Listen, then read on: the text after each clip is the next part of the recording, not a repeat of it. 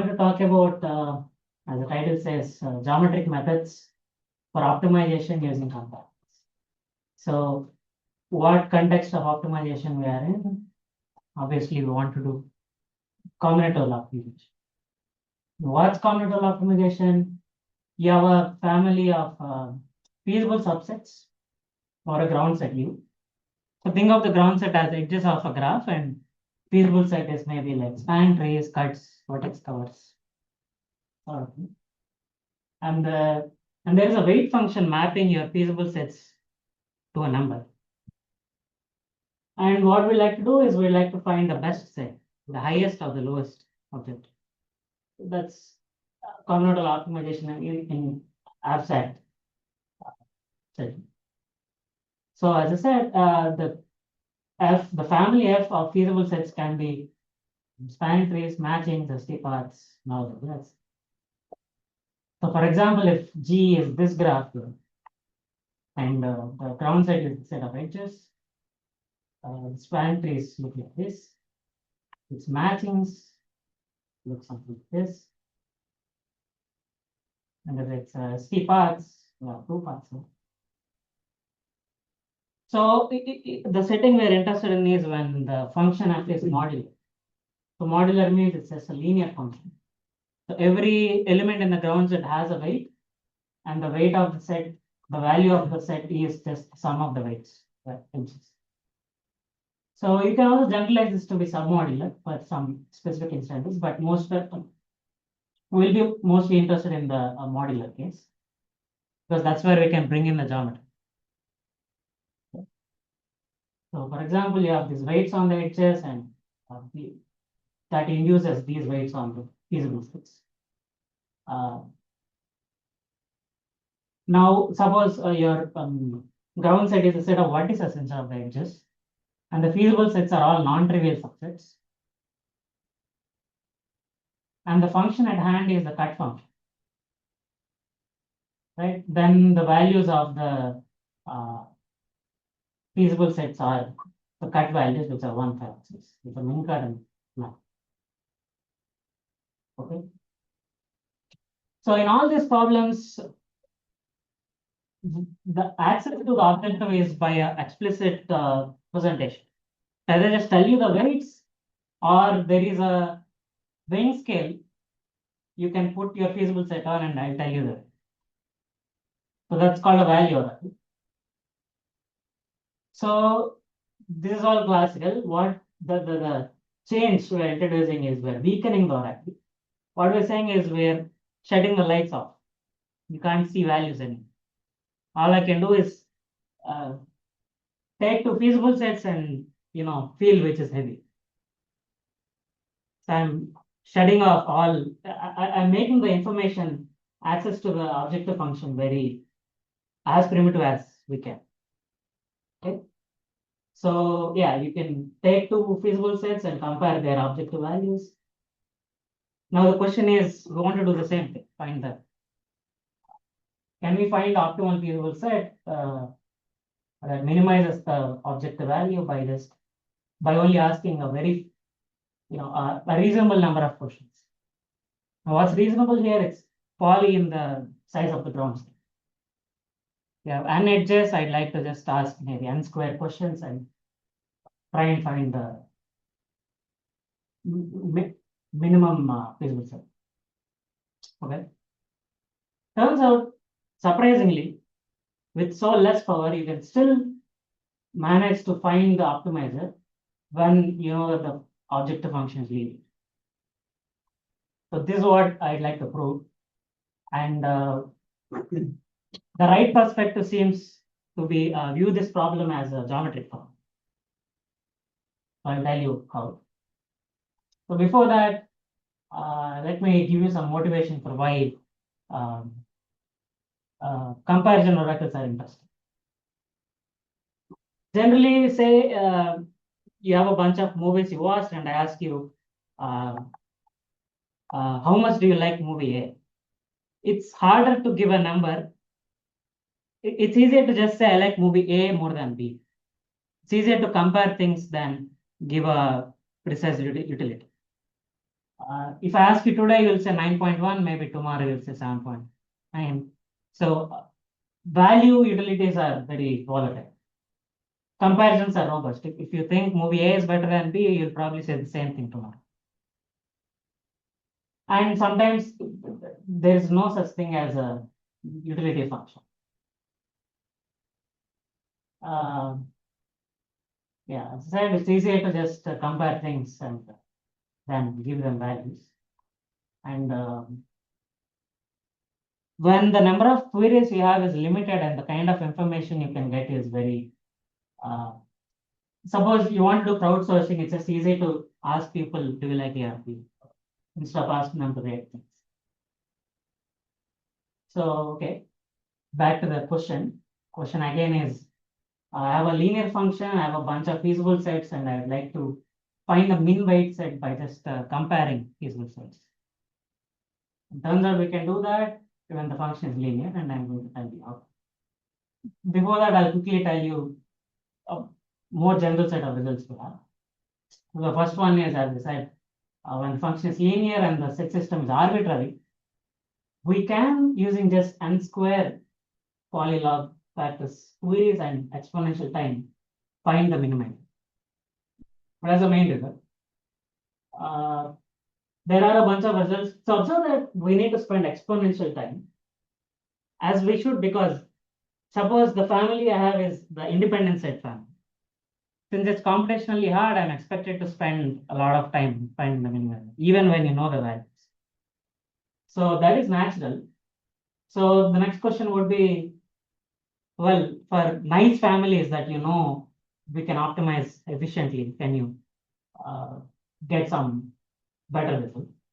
Turns out for all the typical families we study, we do show that you can get poly, very complex and poly type. So, but I won't be focusing on that. I'd like to tell you how we do the general rule. Okay. So, yeah, it's high time I tell you what the geometry viewpoint is. Right? The geometry 7. So, we have, you look at your feasible set, and here is a natural mapping. Instead of looking at the sets themselves, think of them as points in your n-dimensional space. These are just the indicator vectors of the sets. Okay. And also that due to linearity, the weight of a set can be thought of as dot product with a hidden vector hidden to the indicator. Right? Now the primal picture is I have these points and there is a hidden weight vector and it's going to optimize one of the points. I'd like to find it. But all I can do is take 2 points and ask which one is more aligned with the weight vector. But I think a more natural viewpoint is maybe the dual view where you look at this. So hyperplane, which I marked R comma G, is basically the perpendicular bisector or the hyperplane with normal as the difference of the red and green points that passes through the object.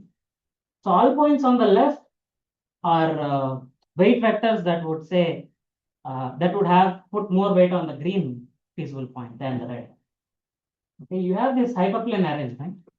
Every hyperplane is essentially telling you one side of the hyperplane says set S is heavier than set T. We have all this and choose 2 number of hyperplanes, and there is a region, it naturally partitions into regions where one region optimizes.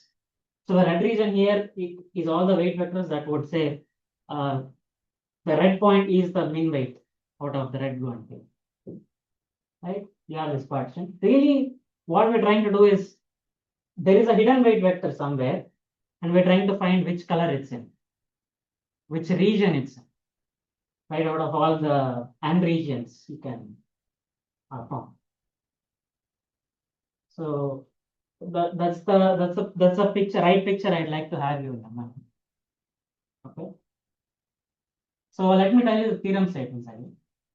So this is the main theorem we have. It says For any family f and unknown weight function, you can solve this minimization problem of finding the min weight feasible subset using just n log square n times log the number of feasible sets you have.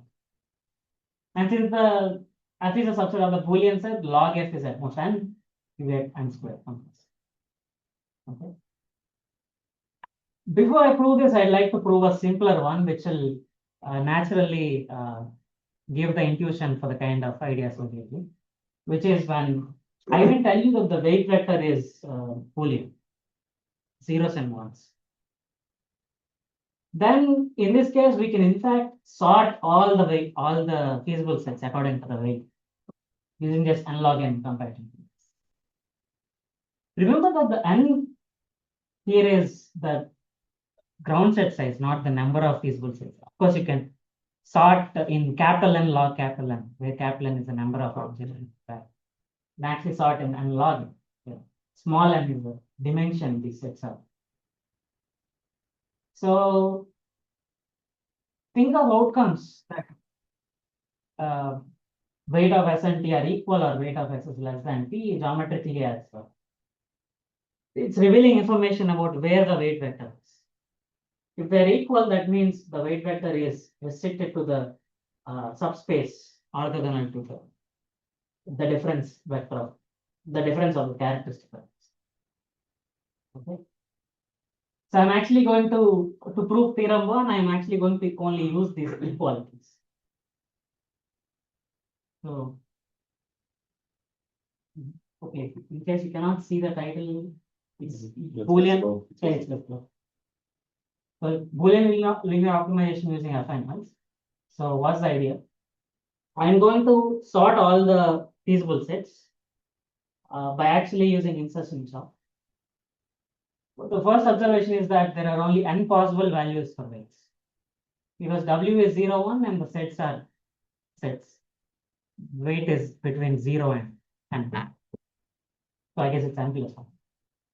So what I'm going to do is I'm going to organize the sets I've seen so far into buckets. That's what insertion sort does, right? I mean, it maintains a sorted list of elements I've seen so far and sees a new element and tries to insert it.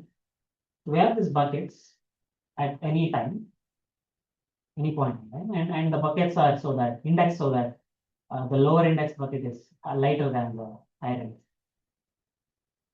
Now, what we're going to do is we're going to maintain the affine nulls of the points in the buckets.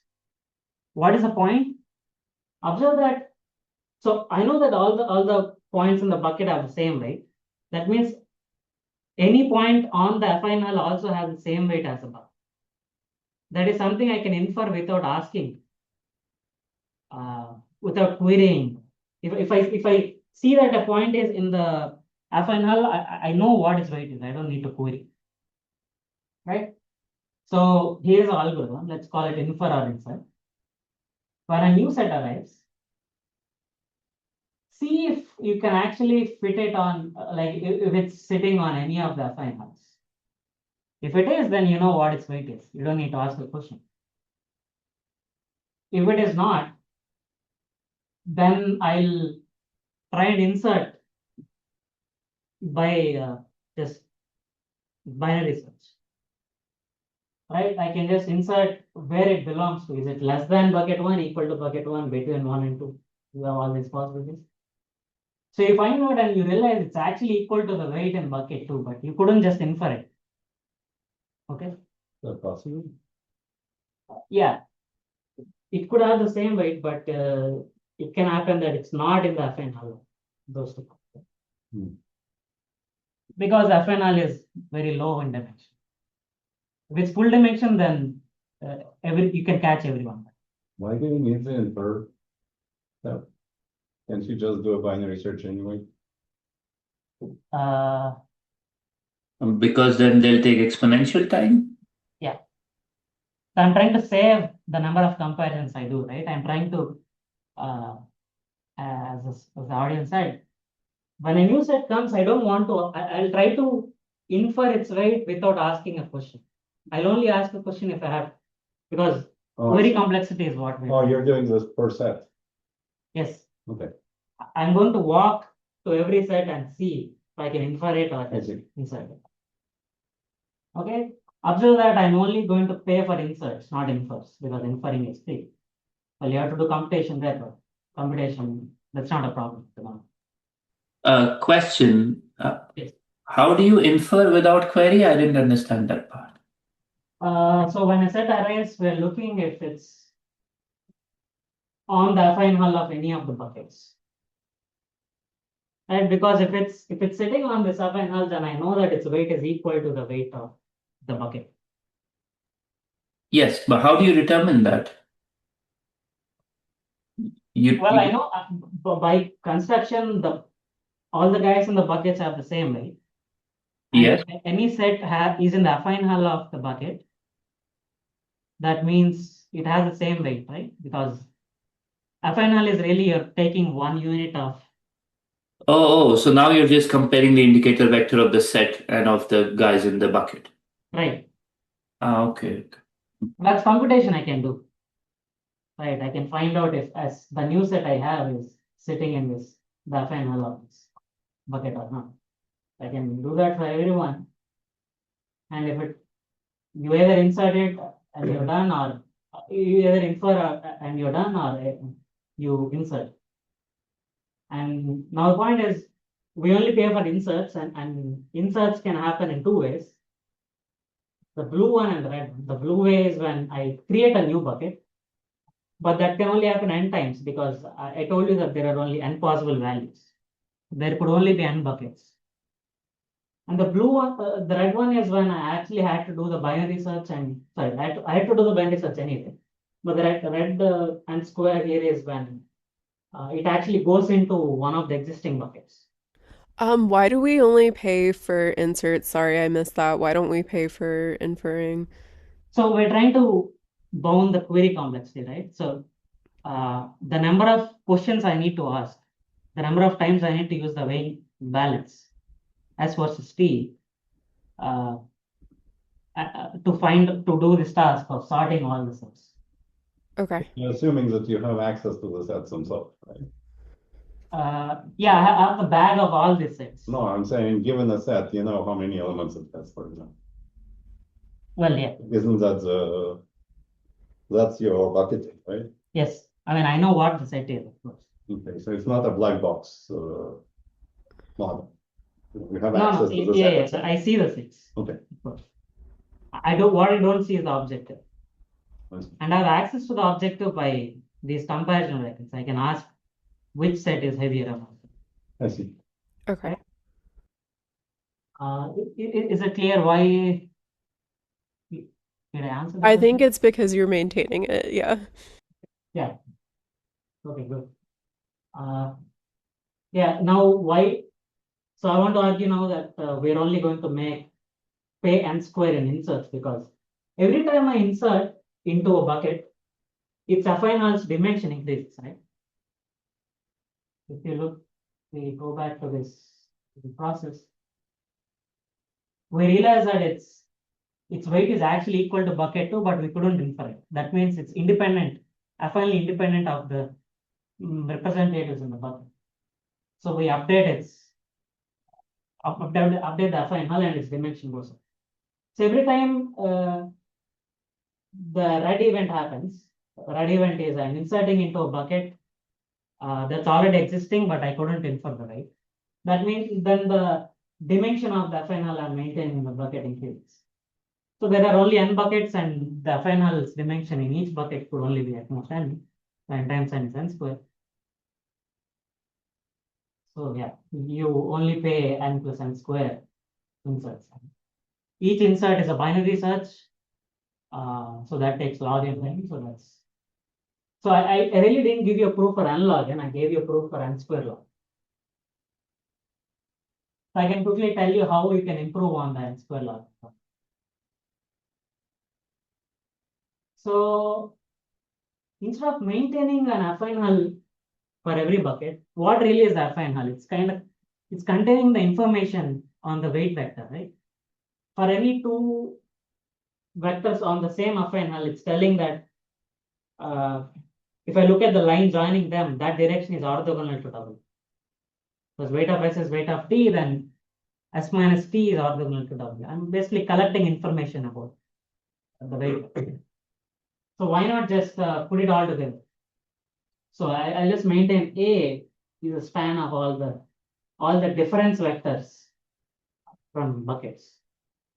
So that's a learned subspace orthogonal to W. Okay, so I just have one subspace shifts of one single subspace. And I'm going to run the same on, right? When a set arrives, I'm going to see, check if it's in any of the Fn nulls, these Fn subspaces. And if I cannot do that, I have to insert. But this time I only pay n plus n for creating new buckets and n for the dimension of the hull. Instead of paying n for each bucket, I'm just paying n over. Okay, that gives you the unlocking. So that's good. I basically, yeah, we proved the simpler version of the theorem when I actually promised you that the weight vector is bounded. Now we don't have that assumption anymore. So previously, the idea was to use this affine hulls, the fact that if weight of S and T is equal, then any affine combination of S and T has the same weight. Now we actually can do something more, right? The full power of inference uses conicals. The idea is pretty much taken from the notion of inference dimension by Kane Moran. So what's the idea? So here is your indicator vector subsets, and the dotted W is the weight vector that you don't know. Suppose I've queried S1, S2, S3, S2, and S4, S3, and this is the information I have. I know that S1 is lighter than S2, S2 is lighter than S3, S3 is lighter than S4. Here is the information I can infer from this. I can look at the conical of these directions. So these are directions that have positive dot product with the weight. So that means if I look at the conical, all the directions in the conical of the red, blue, and green vectors are positively correlated with the weight vector. So I can just infer that the other three sets are heavier than S1. Okay. So that's basically the idea I'm going to use. So first of all, a general useful fact is when you're trying to optimize, it's good to realize that the problem you're trying to solve is lower bounded by the certification complexity. If you're trying to optimize, you better be able to prove that so and so vector is optimal solution using a small number of queries. So here the certificate of optimality for S1 is basically saying that, S1 is less than S2, S2 is less than S3, S3 is S4. And somehow that information is enough to conclude that S is lighter than all the sets. Just because it turns out this fact that every vector, when the line joining from S1 to any other vector is sitting in the conical of these three vectors I know. So that's how proofs and that's how certification is going to be. The natural question to ask is, are small certificates guaranteed? For the problem we're trying to solve, is it even possible that there are small certificates? So now we'd like to define some terminology. A sequence of points is said to be conically independent if the I+1 point. So imagine the first point is origin. So what the definition is saying is every new point you see is not already sitting in the conical of the neighboring differences. So for example, in this picture, say you already have S1 and S2. When S3 arrives, it's not on the conical, which is the line joining S1 and S2. So I insert it. And then I see that S4, I see this point is sitting in the conical of the red and the green vectors. So I delete it. And the vector set marked S4 is not sitting in the conical. So S1, S2, S3, S4 is a conically independent sequence. So the conic dimension is basically the largest longest sequence in the set you have. Turns out, interestingly, this conic dimension is not too large when the feasible set is boolean. And I'm not arguing about this here, but turns out this conic dimension is exactly the measure of the certification complexity. So this conically independent sequence is the certificate size of optimality for S1. Okay. I don't know, should we prove the? I mean, I can skip the proof of this theorem. We like. Well, you could wave your hands. Okay. I do have the proof. Maybe gracefully, I don't know. I Whatever you want. do have the proof. I do have the slides for it. I'm just thinking if I'm going too much. It's not. Okay.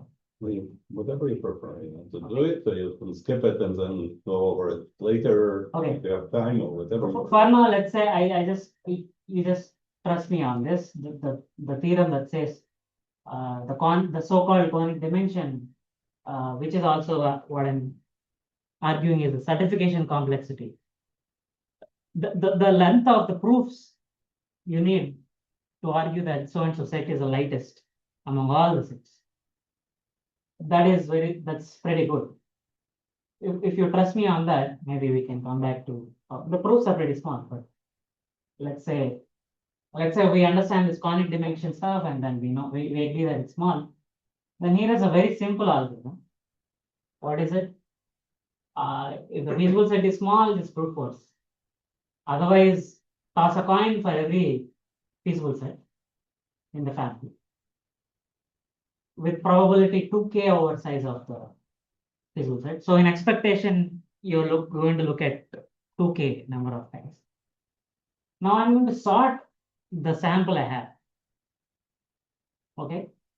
So let's say the sample is S1, S2, S3, S4 in the picture. And this information that I obtained by sorting the sets is going to eliminate a bunch of sets, right? Because any set that's heavier than the smallest, lightest set from the sample is not the potential minimum. So I can just throw it up. So the fourth step just eliminates sets that I know are heavier than S1. So you just deleted a bunch of guys in a feasible set. Now you can just pick a set. Turns out the lemma that we want to prove. So here is a lemma. It says that I'm going to eliminate half of the bag of feasible sets in step 4 in expectation. And that's enough to prove the theorem, right? Because comparisons are only done in step 3 and the expected number of such comparisons is k log k. We know k is n log n, so this is really like n log square. And since I'm halving the bag of feasible sets every time, this can only happen log f. So that's exactly the n log square and log f sitting here, which is n tilde n square. So really, we like to prove this law. The proof is slick, but it's okay. Yeah, maybe let's try it out. So this is the method of deferred randomness, where you imagine a sorted order of all the sets. Instead of getting the sample at once, let's say you walk to every set and toss a coin. So I go to this set, the lightest set, and toss a coin. I didn't select. Second one, I tossed the coin. I got heads. I'll toss a coin with this problem. I've selected it. Then I'll walk up to the next one, toss a coin, I selected it. Now I'll delete an element if I know. I'm going to do the filtration process dynamically. I'm going to go to a set and throw it away. Not toss a coin if I already know that it's going to be filtered out. Then walk over to the next one and toss a coin. So this process, I'm going to show that the number of points I don't delete is at most half. Right? The number of points I don't delete is the number of points where I even toss the coin. And the number of points I toss a coin is basically 1 by bias times the number of points that are actually sampled. Right, but I know that the size of the blue points, the main observation is that the blue points form a conically independent sequence, and I know the length of that is atmos scale. So that gives you this fact that the number of points deleted, not deleted in expectation is off. This is a proof technique that Targar came up with, but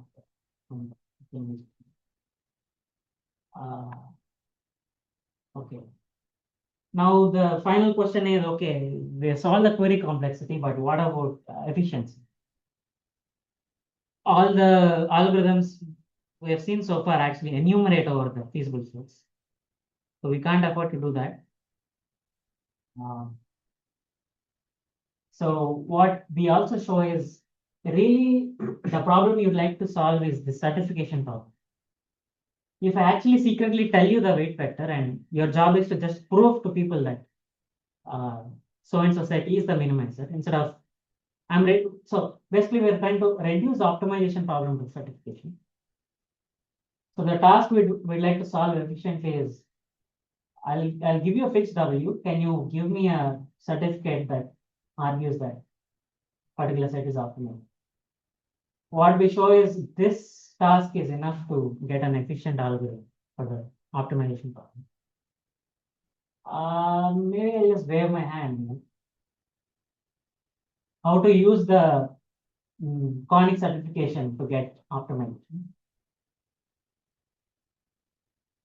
So suppose for a given W, I've found this certificate of optimality for S2, or W is optimizing S2. So the main idea is as follows. See if your certificate agrees with the optimal vector. The optimal vector is the dotted vector W star. I'm checking if the red and green directions agree. If W star agrees with the fact that S3 is less than S3 is heavier than S2 and S1 is heavier than S3. But turns out from the picture you can see that according to W star, S1 is lighter than S3. So that gives me a separating hyperplane. W says S1 is heavier than S3, but W star says the opposite. So that basically gives you a separating hyperplane every time the certificate for W disagrees with W star.